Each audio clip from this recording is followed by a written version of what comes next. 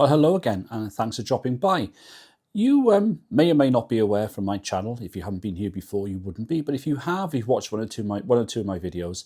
I really do enjoy going out and working mobile, static mobile, really. To be honest, I don't really drive and operate. I like to park up and really work some stations. Now, I use all the HF bands, 10 through 40 meters predominantly, are what the bands are what I use. Now, maybe you haven't tried this before, and it's probably worth reflecting on what I've done in the last few years in terms of my setup. Now, a health warning for you, my setup is not the textbook way of doing it. It's not in any way the perfect way of doing it, but it works for me. So let me show you what I do, and maybe it's a setup that could at least start you on the journey of HF Mobile. Now, one of the advantages, of course, of going HF Mobile is you get away from home noise. A lot of us are plagued by quite high noise levels at home. If you live in an urban or semi-urban environment, chances are you're going to have a reasonably high noise floor, especially from about 20 meters and downwards. 40 meters is usually one of the bands that has the higher noise floor.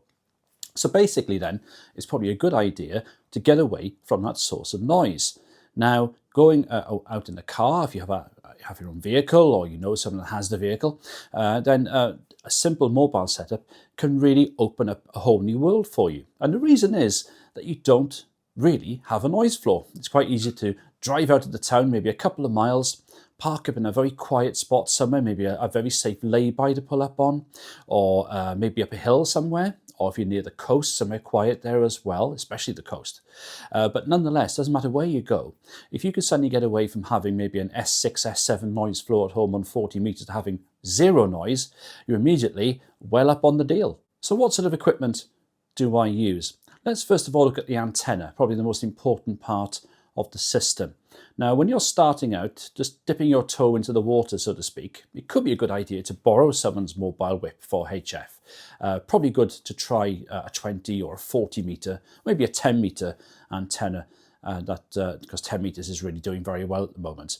But let's say you borrow a 20 or a 40 meter antenna, or maybe you don't mind shelling out to get a cheap version. Now, the cheapest and I think still very effective mobile antenna you can get is something called a ham stick. Now, there's various sort of brand names for it. In the States, you've got the Shark ham sticks, like MFJ, at least used to make them, not sure they do anymore. In the UK, the one that's certainly around is the Ampro, A-M-P-R-O ham sticks antennas. And they're monoband, they're one band each per antenna. But they're usually quite cheap, especially from 40 meters up to 10 meters. Each one will cost you something along the lines of about, say, 25, 30 pounds, which, if you think about it, is, if you look at the hobby overall, isn't that much to buy for a single antenna. Let me show you the ham sticks that I use. This is the ham stick in question. This is a 40 meter version. And as I was shown on a previous video, which I made quite a few years ago now, you can see it's loaded. This is actually, I put the actual top whip into the antenna. But let me just take that out a second and I'll show you what we do with that.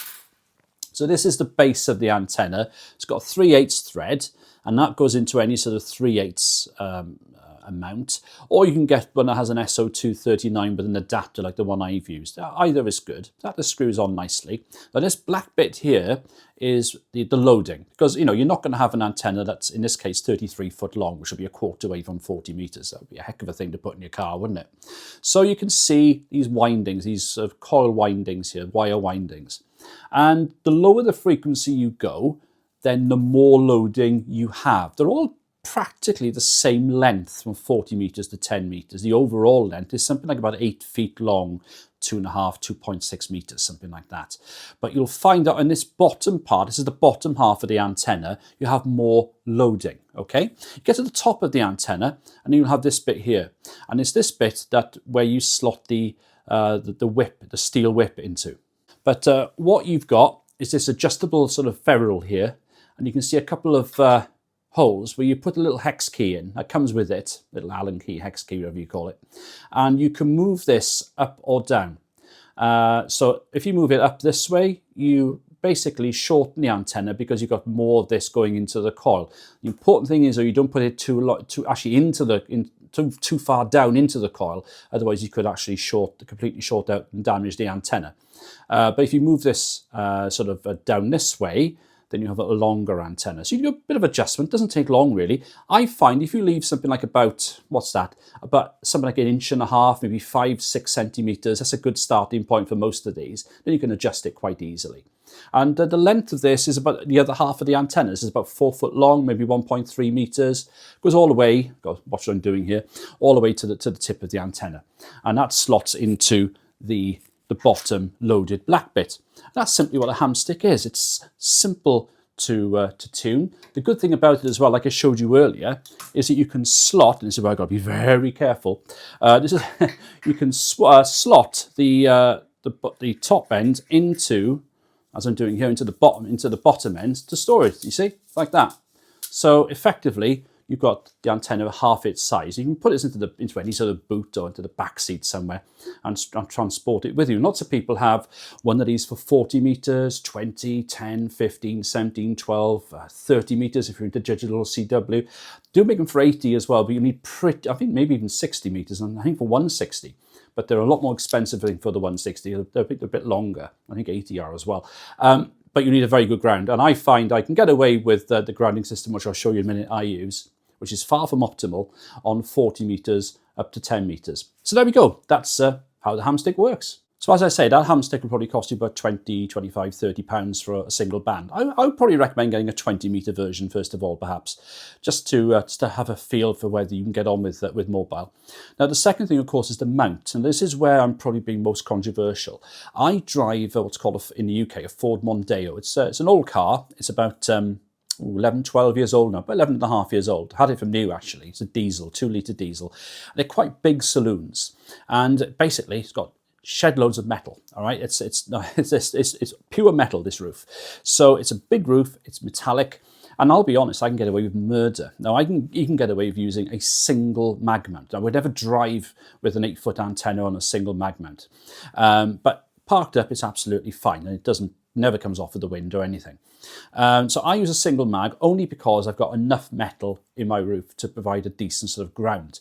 Now, for most cars, especially if you go to 40 meters, then you'll probably need a triple mag mount if you want to use a mag mount, or probably even, well, not probably, better still, you could use something like a diamond lip mount. I've forgotten the name of it. I'll put it on the screen for you. You can use one of those.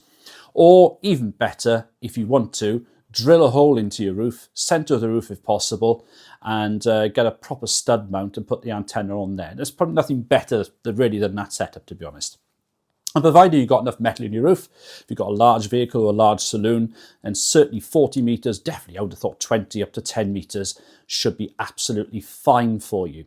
Now, looking back at the pictures I'm showing you here, I use a single mag mount. This cost me about 16 quid, and that's lasted me, as you can see, it's shown a bit, it's seen a bit of use, but it's lasted me about 7 or 8 years, as has my 20 meter ham stick, by the way. I've seen plenty of action.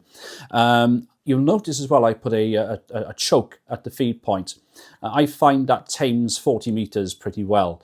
Again, it's not an optimal setup. Yes, it's probably a bit lossy, but when you've got the propagation there, when you've got a positive day of radio, the conditions are there for you, you're on at the right time, perhaps during the day within the UK or working into Europe, that's a 200 or 300 mile hop, then at the end of the day, guys, the band will be happy to allow you to make plenty of contacts. The third thing is power. Now, you've got a couple of options. A lot of people like to wire their radio directly into the car or vehicle's battery, or even run a system where they have a separate battery installed, or a separate sort of charger that keeps the separate battery topped up. That's absolutely fine, especially if you're installing your radio in there permanently. Now, I don't have a permanent install. I take my radio back in the house with me when I finished for the day, and I bring it back out if I want to use it. So there's no point me doing that. Well, I use a LifePo 4 batteries. Now, when I first became licensed 8 to 9 years ago, I noticed that the price of these LifePo 4 batteries even were pretty expensive, okay? Let me show you the one I first got. Now, I've still used it today, and it's still working. It's a Tracer battery. Now, I can tell you that this one I've had since 2016. It's still going. It still doesn't miss a beat. Pretty lightweight. Okay, I run 100 watts. I don't mess about. 100 watts, and on SSB, one of these with a bit of CQing and a bit of search and pouncing, probably last you with an average use a good 5 or 6 hours. You'll get a full afternoon use out of this. No danger at all. Since then, prices have come well down. This is north 300 quid when I bought it, right? I did a lot of research when I came back into the hobby back in 2015-16. Since then, prices have really come down for LifePo 4 batteries, which means that operating 100 watts portable or mobile, if you've got the system in place, then frankly is a bit of a doddle these days. So I use Ultramax batteries as well. They're much cheaper. You can get them from eBay. They've got a very, very good reputation. They come standard with power pole connectors, and they're about 130, 140 pounds. Now, this one here, the trace I've just shown you, is a 24 amp hour.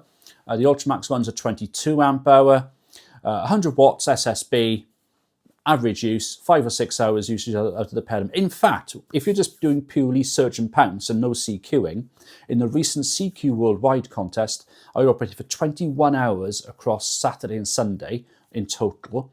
And literally, I just needed to use the Ultramax and the Tracer. The Tracer was the second one I used. That was pretty empty by the end of it. But of course, as I'll show you maybe in a future video with LifePo 4 batteries, you can drain them basically to almost the very end of their charge and you won't damage the battery at all. They're simple to charge. They're about £130 to buy, but a single 22 amp hour one, say from Ultramax or from any other reputable make, will do you fine. So far, what have we got? We've got the battery at about 130 quid. We can get a decent mount for somewhere between 20 and 40 quid, depending on what you're going to buy. That's quite £170 tops. And an antenna. It's called £200 so far. So £200 gets you an antenna, single band. It'll get you power, and it'll get you a reasonable mount to use. Okay? So, oh yes, the radio. Now, I like experimenting with my HF radios. And like a lot of us, I'm guilty of forming a bit of a collection these days. The radios I use, FT891, super radio. If you're going to buy new, your first HF radio, you don't want to spend a shed load of money.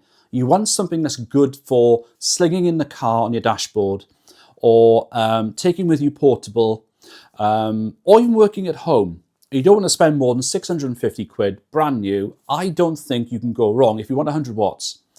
I don't think you can go wrong with a Yaesu FT891.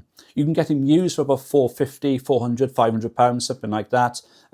Buyer beware when you buy used, of course. But they're great radios, they really are. They're decent at home. They've got a reasonably good noise cancellation at home. Decent DSP filtering system. I think for the money, they're still probably the best buy out there. I've also used a 7300 on my dashboard when I fancy going really posh, especially doing the contest where the receiver's a little bit better, and I can get it to talk to the computer for logging and things that bit more easier as well. In the past I've used an 857D, and actually, oh yeah, we've gone retro. I've got myself another 857D. Bought it from a good friend of mine. You might know him as M0JSX, Mr. Jonathan. We struck up a bit of a deal for me to buy the 857D from him. I know he's good for looking after stuff. It's in immaculate condition, actually, it really is. So I have yet to fire us up in anger. It's the Shack in the Box from Yaesu, so I've got that to play around with. Now, all these radios are absolutely fine. You can buy them second-hand for around £500, £600. You can get new 891 for £650. You can get an FT710 from Yaesu for like £800. Is it ICOM 7100? That's going to cost you just north of £1,000 brand new. A bit less than that, of course, second-hand. There are others. If you want 100 watts. If you want less than 100 watts, you've got the G90, which has a very good inbuilt tuner, which I think is a good buy for around £400, £450, whatever it is at the moment. And there are other QRP radios. If you want my advice, if you're a brand new foundation licensee in the UK and you want to give yourself the option of growing into your radio, so you're okay to use 25 watts at the moment, but you think, well, if I get my 2E0, my 2M0, 2W0, whatever it is, intermediate, I could then use 100 watts. Then rather than buying another radio, buy a 100 watt radio, keep your power down. Probably the best thing to do. That's my advice. I mean, at the moment, we're in the solar cycle where you can use QRP radios and have a fantastic time. 5 years' time, it's going to be a different story, okay? And I would recommend personally, unless you're really into sort of small radios, which are very portable, which are many, like the 818, which is discontinued, but lots in the second-hand market.